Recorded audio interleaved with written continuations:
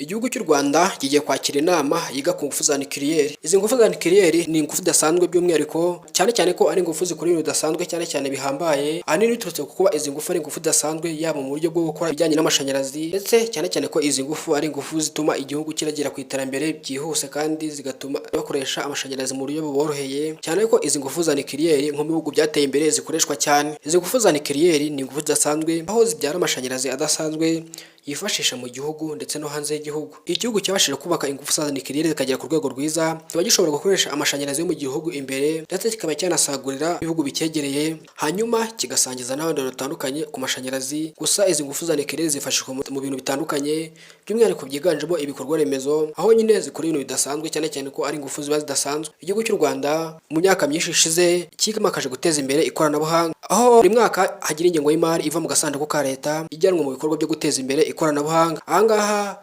urubyiruko rurenga 5,000 ruhabwa akazi ndetse abakora ubushakashatsi bagaterwa inkunga, harimo nk'igishoro ku bantu bakoze imurikagurisha ry'imishinga yabo. Imishinga ihagaze neza igahabwa ibihembo biri mu bintu byagiye bituma urubyiruko rwinshi rwivana mu bushomeri hanyuma rugatangira kwiteza imbere mu buryo bugaragara bwose. Leta y'u Rwanda nta gitegetse amahirwe urubyiruko rwayo by'umwihariko mu kwikura mu bushomeri no guhanga umurimo. Urubyiruko rurenga 5,000 buri mwaka ruva mu bushomeri rukihangira imirimo itandukanye muri gahunda zo kwiteza imbere ndetse no guteza igihugu imbere. Leta y'u Rwanda kandi hari gahunda yayo yo guha inguzanyo urubyiruko rugitangira gukora imishinga itandukanye, by'umwihariko urubyiruko cyangwa se umujene washaka kwihangira umurimo gahabwa inguzanyo ya BDF idasaba ingwate, hanyuma akagenda yishyura buhoro hanyuma akiteza imbere, umushinga we ukazamuka ukagera ku rwego rushimishije. Nshuti bakunze mudasabwa gukurikirana Taifa Rwanda. Amakuru aka kanya ntato yasoreje, naho mu nkuru itaha. Ciao Imana ibarinde kandi ikomeze ibane namwe.